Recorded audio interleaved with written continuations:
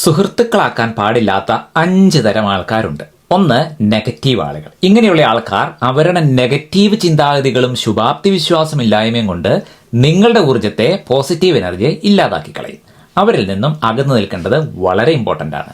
2, സ്വാർത്ഥരായ ആൾക്കാർ. ഇങ്ങനെയുള്ള ആൾക്കാർ എപ്പോഴും അവരുടെ മാത്രം ആവശ്യങ്ങൾക്ക് മുൻഗണന നൽകുന്നവരാണ്. നിങ്ങളുടെ ആവശ്യങ്ങളോട് യാതൊരു അനുകമ്പയും കാണിക്കില്ല എന്ന് മാത്രമല്ല, നിങ്ങളെ അവർക്ക് വേണ്ടി ഉപയോഗിക്കുകയും ചെയ്യും.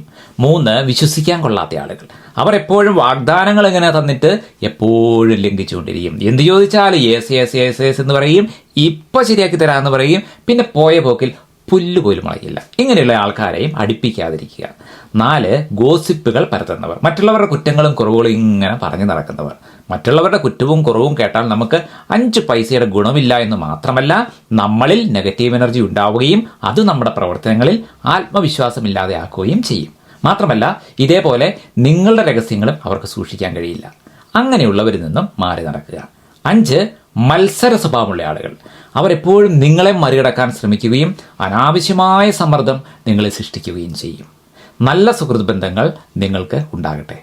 തുറക്കട്ടെ മനസ്സുകൾ.